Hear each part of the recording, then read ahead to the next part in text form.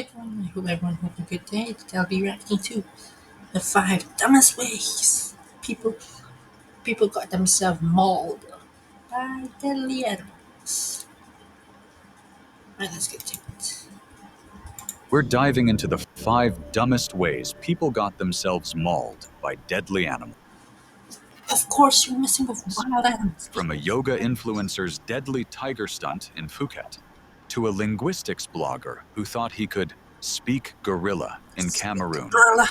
But first, Oh my God, we begin with a quiet zoo in Mexico, where one woman's desperate need for online fame led her straight into the claws of a jaguar. It was August 12, 2015, when Tasha Bell stepped off the bus in Leon, Mexico, carrying nothing but a backpack full of broken dreams and a phone held together with electrical tape. The 29-year-old former retail clerk from Bakersfield had arrived midway through a 6-month visa, searching desperately for a foothold in a world that had spent nearly 3 decades pretending she didn't exist. To get too famous? Tasha was the kind of person who disappeared in crowds. Unremarkable height, unremarkable features, the sort of face that cashiers forgot before the receipt finished printing. She'd spent her 20s folding clothes at a discount retailer, watching prettier girls get followers and sponsorship deals, while her own social media posts gathered digital dust. Her videos, touching iguanas, sneaking onto rooftops, wading through public fountains, rarely cracked 300 views, but she clung to the belief that viral fame was just one dangerous stunt away. She had written it in a water-stained notebook that morning. She'd spent her whole life feeling invisible and was done waiting to be noticed. The plan took up barely half a page. Zoo layon, jaguar cage, selfie video, 2 minutes max. Her goal was 10,000 views. In her mind, the formula was simple. Danger plus documentation equaled internet immortality. What Tasha likely didn't grasp was the kind of predator she was about to deal with. Jaguars are the most powerful big cats in the Americas, with bite forces over 1,500 pounds per square inch, strong enough to crush bone and puncture skulls. Compact and muscular, they can haul prey twice their weight into trees. Unlike most big cats that kill by suffocation, jaguars go straight for the skull, delivering a bone-piercing bite designed to kill instantly. They're ambush hunters, able to stay still for hours before striking with sudden, overwhelming force. Her equipment was as pathetic as her view count: a cheap selfie stick, a beat-up Android phone, and a knockoff GoPro zip-tied to her shoulder strap, with the kind of determination that substitutes for actual planning. Tasha entered through the main gate like any tourist, but quickly drifted away from the designated paths. The midday heat had driven most visitors to shaded areas, leaving her relatively alone as she circled toward the big cat exhibits. Around noon, she found herself behind the reptile house, where a maintenance worker sat smoking in whatever shade he could find. In her broken Spanish, learned from 3 months of hostile conversations, she approached with the folded 500 peso, the price of her final performance. The worker, a middle-aged man who would later tell investigators he thought she just wanted to take pictures from the service area, hesitated before pocketing the money and unlocking the gate marked Mantenimiento Solo Personal. He would carry the guilt of that decision for the rest of his life. The maintenance path behind the Jaguar enclosure revealed the facility's budget constraints. No reinforced barriers, no double fencing systems, just a concrete service trench and a chain-link fence reinforced with steel panels. At one section, a sliding access panel hung slightly ajar, its securing bolt missing. What should have been a minor maintenance oversight became setiap bulan. Tapi pernah tak terfikir ada bahagian orang lain dalam gaji kita? Zakat ni way to catastrophe. She positioned her phone on a low concrete wall, angling it to capture both her face and the magnificent predator lounging in the dappled shade of his enclosure. The jaguar, a 7-year-old male named Itzamna, watched her with the patient interest of a creature that had learned to associate human activity with feeding time. She extended her selfie stick, positioning herself for the perfect shot. Her smiling face in the foreground, the powerful cat behind her. But she never saw Itzamna move. Jaguars are ambush predators, capable of explosive bursts of speed that can cover 20 feet in under 2 seconds. You don't even hear where they go. One moment the cat was resting. The next, his massive forelimbs shot through the gap in the access panel, razor-sharp claws hooking into Tasha's shoulder strap and yanking her against the fence with bone-crushing force. Her face hit the chain-link fence hard as her body twisted awkwardly. Her scream was high-pitched and panicked. Itzamna's jaws, built to crush caiman skulls, clamped down on her upper arm and chest with brutal force. The worker she paid fled immediately and called for help. The force of the bite drove her back into the mesh, her ribs cracking with sounds like breaking kindling. A zookeeper emerging from a nearby enclosure heard the noise and began running toward the commotion, but it was already too late. Tasha tried desperately to pull away, but the Jaguar's grip only tightened, dragging her closer as his powerful neck muscles ground The more you struggle, the more tighten her against the wire. Her movements slowed, then stopped entirely. 4 minutes after the attack began, zoo staff arrived with a tranquilizer gun. Emergency responders reached the scene 6 minutes later, but it was too late. Tasha's injuries were catastrophic: shattered collarbone, torn trachea, arterial lacerations, and deep puncture wounds. She carried no identification, just her cracked smartphone and the knockoff camera that had partially documented the initial attack. Authorities identified her through hostel records and the digital breadcrumbs of her failed social media presence.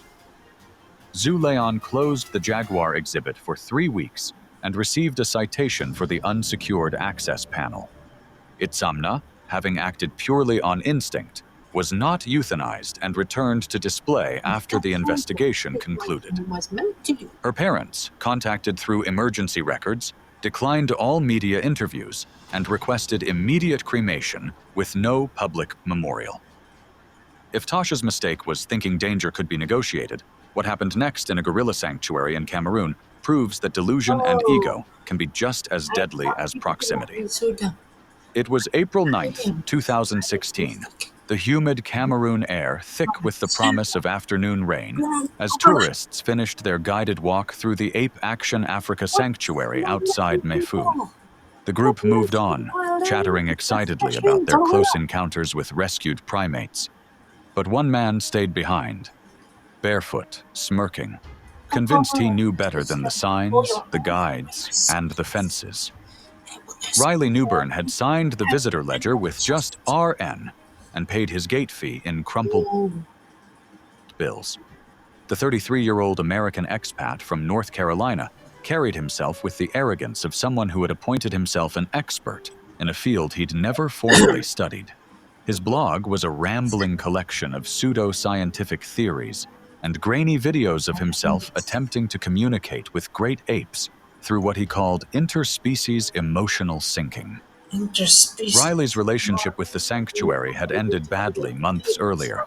He'd volunteered briefly, dismissed within weeks for repeatedly ignoring animal handling protocols and attempting unauthorized communication experiments with the primates. The staff remembered him as eccentric and overconfident, but not overtly dangerous. Since his dismissal, makes my brain want to explode. I hope the other two. Where's my? Good job, team.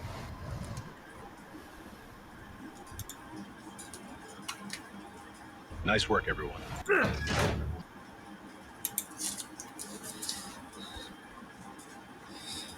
Since his dismissal, First a Jaguar. Riley had remained in Cameroon on a tourist visa, haunting cafes in Yaoundé, where he regaled backpackers with tales of being closer than anyone to cracking gorilla syntax. He spoke of breakthrough moments and emotional connections that existed only in his imagination. building a mythology around himself that grew more elaborate with each telling. That afternoon, as the official tour group moved past Ecock's enclosure, Riley saw his opportunity. Ecock was a 19-year-old silverback, Oh, that makes it much more worse. rescued as an infant and raised at the sanctuary, a magnificent He was raised specimen who as commanded respect from both his fellow gorillas and the humans who cared for him. His enclosure was a naturalistic space designed to provide enrichment while maintaining safety barriers that had been carefully engineered based on decades of primate behavior research. However, Riley fundamentally misunderstood the animal he was about to confront. Silverback gorillas are among the strongest land mammals, with adults weighing up to 400 pounds and built almost entirely of muscle. When provoked or challenged, a silverback can reach speeds of 25 miles per hour and close distances in seconds. More importantly, their behavior is structured by complex social cues, and misreading those cues can trigger instant, overwhelming violence. Yes. Riley, a former volunteer, He can pull your arms around your side. knew keepers wouldn't return for at least 20 minutes, and that the camera covering Ecock's corner had been down for weeks. As the group vanished around the bend, he stepped barefoot past the "Do Not Approach" sign and into the restricted buffer zone, positioning himself directly in front of Ecock's space. Then he began his performance. Riley started with what he believed were submissive vocalizations, low-frequency rumbles that he'd practiced from YouTube videos and amateur recordings. He followed this with shallow chest beats, completely unaware that these behaviors, when performed incorrectly by a human, could be interpreted as challenges or threats, rather than the peaceful communication he imagined. Ecock's response was immediate and unmistakable. The massive silverback approached from the shaded edge of his enclosure, rising to his full height, a display of dominance that should have sent any rational person running. Instead, Riley grinned wider and stepped closer, raising both arms in what he thought was a submissive gesture, but which actually mimicked the posture of a challenging male. A sanctuary staff on a bathroom break spotted the unfolding disaster and began shouting warnings with desperate urgency. Riley glanced over his shoulder, laughed, and continued his rhythmic chest thumping, a sound that echoed like a drumbeat announcing his own doom. The bamboo barrier, weakened by recent rains and never designed to withstand the full force of an agitated silverback, gave way with a sharp crack.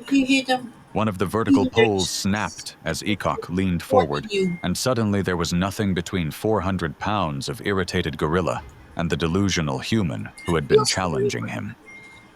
In a burst of speed that defied his massive size, Ecock pushed through the broken barrier and was on Riley in seconds. Witnesses said Riley froze completely, his body language finally communicating the terror his mind had been too arrogant to acknowledge. Ecock grabbed him by the left shoulder with hands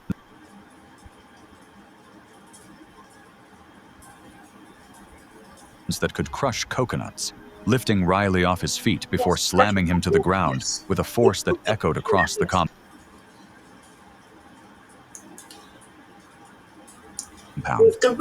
Riley's single scream cut through the afternoon air. The silverback's massive jaws clamped down on Riley's upper thigh and abdomen, his 2-inch canines puncturing flesh and muscle with surgical precision.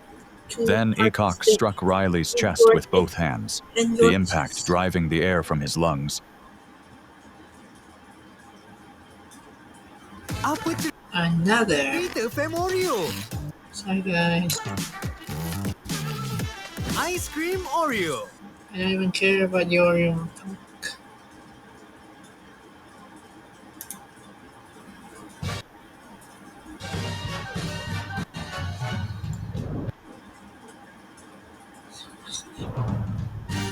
Swarovski.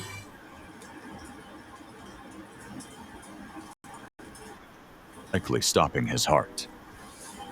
Sanctuary staff immediately activated their emergency protocols, using air horns and clapping boards to create enough noise and confusion to force Eacock to retreat. In the this sanctuary has precious seconds this bought them, they managed to drag Riley's unconscious form to safety. But the damage was already catastrophic. His skull was fractured, internal bleeding was severe, and his chest had been crushed by the force of Eacock's final blow. Riley Newburn died en route to the nearest hospital in Yaoundé, his body finally silent after years of trying to speak a language he'd never understood. Good. His remains were flown back to the United States 2 days later under diplomatic handling. The sanctuary issued a brief, carefully worded statement, reminding all visitors that their safety protocols exist for a reason. No charges were filed. Eacock had simply acted according to his nature when faced with what he perceived as a territorial challenge. Eacock remained at the sanctuary under enhanced security measures. His encounter with human arrogance serving as a reminder that some conversations are better left unstarted. The Silverback had delivered his message with perfect clarity. Yes. It was Riley who had failed to understand the response. The man in this story tried to mimic dominance, but the next one tried to provoke it. This time in South Africa, face to face with a 300-pound lioness. It was June 21st, 2014, a clear winter morning in Gauteng. First in Mexico, a Jaguar. Province, South Africa. The Lion and Safari Park was quiet, with only a few rental cars moving slowly through the predator enclosures. In one of them sat Darren Mosley, a 25-year-old British backpacker whose overconfidence was about to collide with 300 pounds of apex predator. Darren had mounted a big five. A dashboard camera with the meticulous care of someone documenting what he believed would be his breakthrough moment. A Bluetooth speaker wedged between his legs pumped out a playlist, a collection of aggressive rap and metal that he somehow believed would intimidate apex predators that had been killing for millions of years before humans discovered fire. For 3 weeks, Darren had been tagging along with a wildlife photography team through a tenuous connection with a friend. But he wasn't there for art. His YouTube channel, boasting fewer than 2,000 subscribers, was built on a foundation of crude stunts and the laughably naive belief that wild animals could smell confidence. His previous content included slapping cattle, crawling toward wild monkeys in Bali, and once kicking sand near a herd of feral pigs, each video a testament to his fundamental misunderstanding of animal behavior and his own mortality. That morning, Darren had smuggled contraband into the park, a raw flank steak purchased from a roadside butcher in Lanseria, hidden in a cooler behind his seat. He'd spent the drive psyching himself up, telling his driver, a fellow Brit, about his theory that fear was what made them come after you. It was the kind of mistake only someone with zero real-world experience could make. As traffic thinned, Darren made his move. He told his uneasy driver to stop in front of the adult lion enclosure, then stood up through the sunroof. If we are going to a country, no for more sleep from a Music blared as he hoisted a bloody slab of meat over his head, grinning into his phone with the wild confidence of someone about to make headlines for all the wrong reasons. He shouted a challenge to the lions, slapped the car roof in sync with the music, then climbed halfway onto the hood, holding out the meat like an offering, completely unaware how fast everything was about to go wrong. This was by far Darren's stupidest idea. African lions are apex predators built for speed, power, and precision. Females can weigh up to 400 pounds, with jaws strong enough to crush bone and claws meant to rip through flesh. They can hit 50 miles per hour in short bursts and leap over dangerous. Sorry, guys. Eli Harcourt had never camped alone before, but recent divorce had a way of making men do foolish things in the name of self-discovery. The 42-year-old accountant from Asheville had thrown himself into the world of backcountry solitude with the enthusiasm of someone trying to prove something to an ex-wife who no longer cared.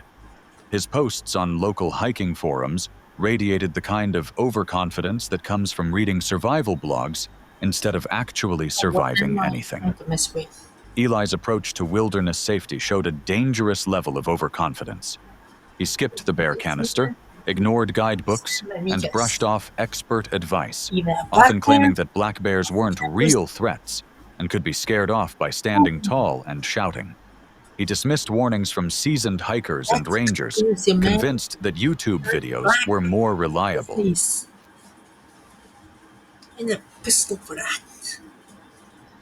That Thursday, he set up camp in an unmarked clearing near Looking Glass Rock, right as bear activity in the area was surging. Rangers had posted alerts at trailheads, and a seasonal staffer specifically advised him to hang his food and keep a clean campsite. Eli laughed it off to a passing hiker, saying that he wasn't planning to hang anything except a hammock.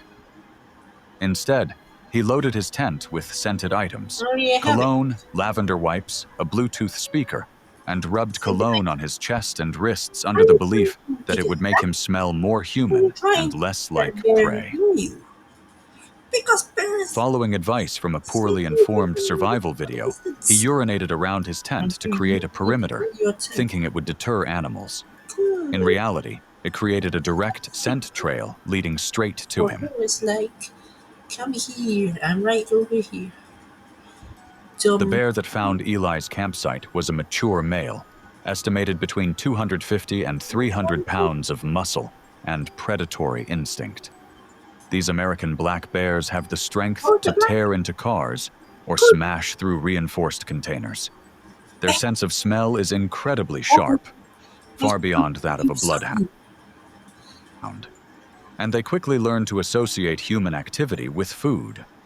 When a black bear approaches a campsite, it does so without hesitation or fear.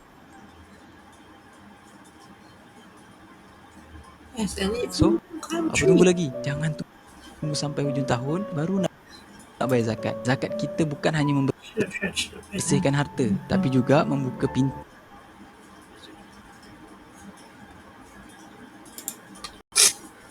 Music from his speaker acted like a dinner bell, drawing the bear straight to his tent. Just after 2 a.m., hikers camped nearly a quarter-mile downslope heard two sharp cracks. The sound of tent poles snapping under tremendous force, followed by frantic shouting that cut through the night air like a blade. The bear had torn straight through the rear panel of Eli's tent, with claws designed to strip bark from trees and dig through frozen ground. There was no visible food in the tent. I like razor blades. But investigators later found unopened protein bars in his jacket pocket and heavy cologne residue saturating his sleeping bag. The attack was sudden and devastating. Claw marks along the tent wall and drag patterns in the disturbed earth told the story. The bear had approached from behind, pulling Eli from his sleeping bag before he could fully comprehend what was happening. Then you get mauled by it. Let alone mount any defense. The struggle probably lasted less than 10 seconds. A brief, violent encounter. One camper later described Eli's final scream as short and loud, then gone. A sound that would haunt the witness for years to come. The bear dragged its victim approximately 40 feet into dense brush, where it proceeded to maul his torso and partially consume his abdomen, evident from the autopsy. Good. Rangers and wildlife officers located the attack site just after dawn, guided by a trail of shredded fabric and blood-stained foliage that led them to what remained of Eli Harcourt. His body was intact enough for immediate identification, but the damage was catastrophic. Wildlife officials tracked the bear using drone thermal imaging and strategically placed bait traps, a manhunt that lasted 48 hours before ending 0.6 miles from the attack site.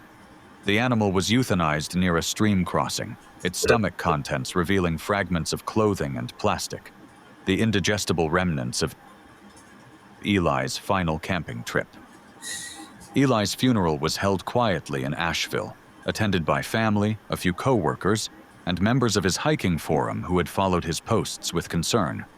There was no press coverage, no eulogy beyond a printed program, just a closed casket and silence. The authorities issued a short bulletin reiterating bear safety guidelines and warning against improper food storage. No new policies were implemented, but laminated signs with bolder fonts were added to trailheads across Pisgah National Forest. Eli's reckless confidence in the wilderness ended in a brutal bear attack, while halfway around the world, a woman's dangerous stunt with a captive tiger would claim her life just feet from safety barriers. It was February 3rd, 2013. In the outskirts of Phuket, Thailand, the enclosures at Tiger Kingdom were still during the midday lull, with most animals resting behind steel mesh in the shade. Tourists moved through designated areas, taking pictures of drowsy tigers under the watch of handlers. The setup gave visitors the impression that risk was controlled and that dangerous animals could be reduced to photo props. Michaela Jo had arrived just past noon, her camera equipment slung over her shoulder. The 28-year-old Chinese-American yoga influencer from San Francisco had built a small but growing online following through her Wildlife Yoga brand, a dangerous fusion of spiritual practice and proximity to wild animals that her followers couldn't get enough of. Michaela's Instagram showed a pattern of boundary-pushing stuff. Yes, I will push the boundaries with a tiger. Take a look at my laptop. This is how much I made from email advertising by simply sending emails to my subscribers. Stunts, posing near elephants in Laos, balancing beside macaques in Bali, all framed as spiritual but rooted in reckless disregard for animal behavior and basic safety. She treated wild animals as photo ops, ignoring the risks others avoided. Friends back in California described Michaela as bold and driven, but also dismissive of what she called boring warnings. Her yoga studio colleagues had grown concerned about her increasingly dangerous content, but Michaela brushed off their concerns with the same confidence that would ultimately prove fatal. That afternoon, she had arranged a paid photo shoot in the mid-tier tiger enclosure, accompanied by a Thai interpreter and 2 animal handlers. The staff, following standard protocol, kept visitors behind a waist-high outer barrier and explicitly instructed all guests not to wear bright colors or make sudden movements. Michaela wore a canary yellow tank top, a color that could trigger predatory responses in big cats, and assured the handlers with her trademark smile that she would only pose, not touch. Michaela likely didn't grasp the deadly nature of the predator before her. Tigers, the largest wild cats on Earth, can weigh up to 660 pounds and drag prey twice their weight. You must know how their 3-inch canines and bite force over 1,000 story building. PSI are built to crush bone and sever spines. Even captive-raised tigers retain natural hunting instincts and territorial aggression, regardless of human exposure. As handlers attempted to keep a 7-year-old male tiger resting Great. in the shade, Michaela stepped over the guest rail without waiting for permission. She positioned her phone on a tripod 10 feet from the fence and activated the video recording. With practiced ease, she slid into cobra pose, her arms planted firmly on the concrete, chest lifted toward the camera. Then she made a foolish mistake. Extending her arm toward the enclosure, she began waving slowly at the tiger while calling to it softly in English. The massive cat's head turned, its amber eyes locking onto this human who had violated every safety protocol. The tiger rose with fluid grace and began pacing toward the front of the enclosure, its muscles rippling beneath orange and black stripes. The handler closest to Michaela gave a sharp warning in Thai, then repeated it in English, telling her not to come closer